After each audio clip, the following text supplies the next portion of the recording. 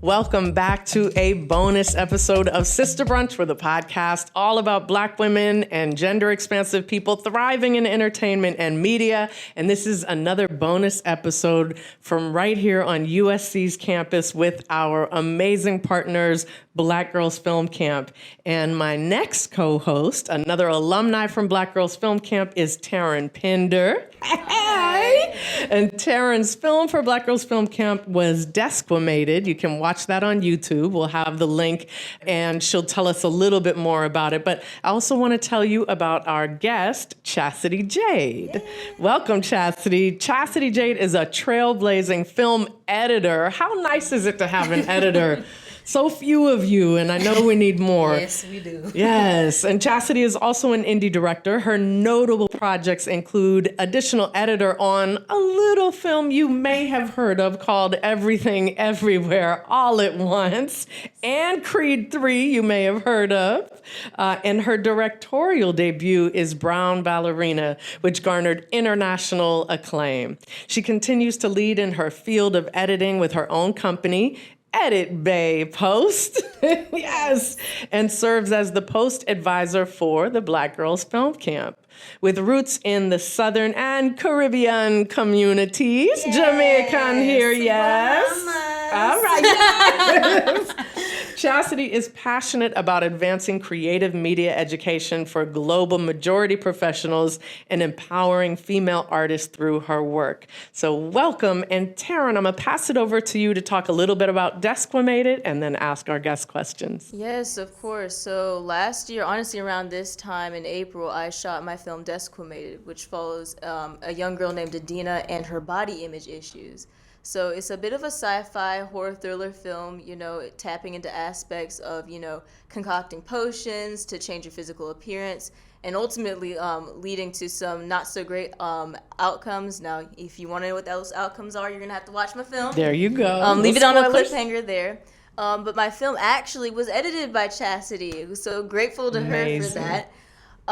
You know, on the topic of editing, that brings me to my first kind of question is, how did you get into editing? Because, like, I know for me personally, like, I know what my forte is in filmmaking, and editing is no easy task. No, it's not. So you want to tell us a little bit about that?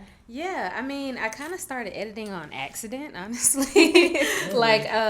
When I was in art school, I didn't technically go to, like, a traditional film school. I went to an art trade school, the Art Institute. So some are around, some aren't, but hey, I'm working.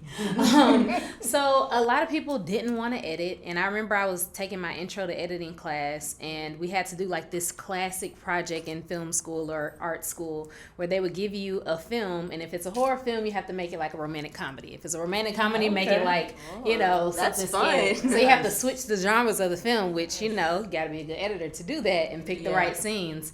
So I ended up doing that, and he was like, these are some of the best edits that I've seen. Like, you need to go into editing, because of course I want to be a writer-director, as everyone does, but I didn't know anything about post-production.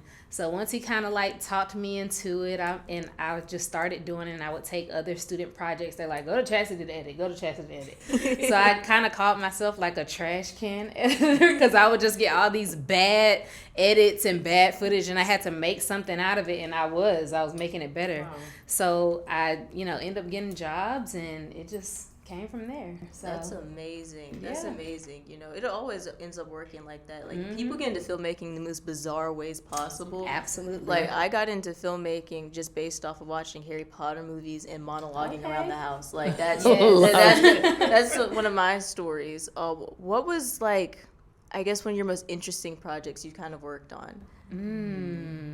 Man, that's a good question. Like, whether it's good or bad. Like, what was the most one? Like, that was a time. That was interesting.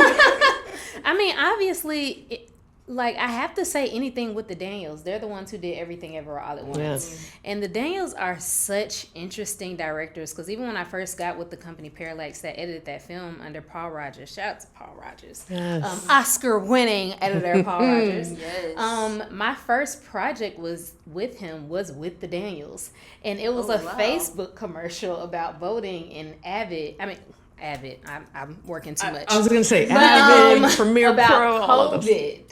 And we did this Facebook commercial, And the way that they did it, I was like, I've never worked with no directors like this. This is the most interesting process I've ever had. We were like pulling stuff online, and we did like a whole treatment, like an editing treatment before we even shot. So just working with What does that them, look like? I'm so sorry. What does an editing treatment look like? It's not a real thing. It's just what the Daniels do. But we actually, we were like pulling stuff off the internet based off the storyboards and kind of making like a spec edit, so to speak. Wow. So I was like, wait, I've never done this before. This is a whole new process. But it was so cool to see how their brain works and the psychology behind everything. Even if you watch Everything Everywhere, like they're so intentional about every single moment. Yeah, so working with them, crazy. Yeah, it is. And at Parallax they call themselves like the swarm of editors, because Paul will work on something and then he'll flip it to me and he'll be like, all right, add this and put your stank on it, and then I'll send it to Grace and I'll send it to all the other editors, and it was just like this beautiful, artsy, crazy, collaborative process where I was just like, this is family. This is cool. I get to be funky and crazy.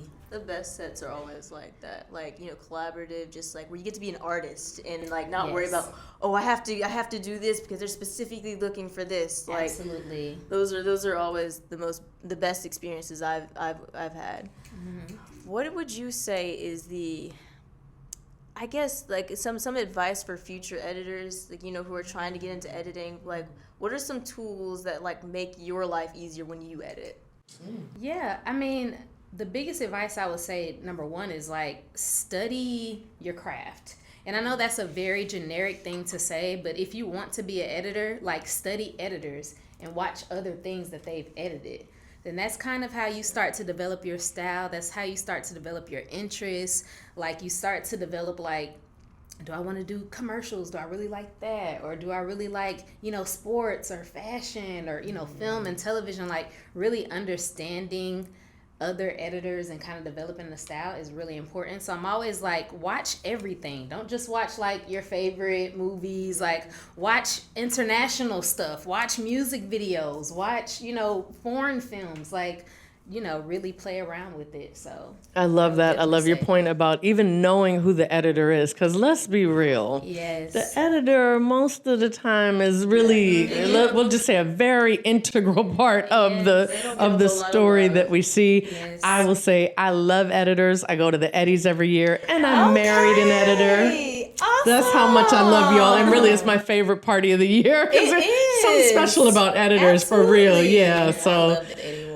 That was a good time. I know. Good. Okay, so we'll make sure we see each other next time out in the tent in the front. Yes. It is so wonderful to meet you. Terryn, you did an amazing job. I'm not surprised at all. Again, we would love to have you back on Sista Brunch. Chassidy, it's such a pleasure to meet you. I'm sorry this one is too short, but we'll have you both back on. So welcome to the Sista Brunch family, and thank you again both for being here. Yeah, thank you for having us. Yes.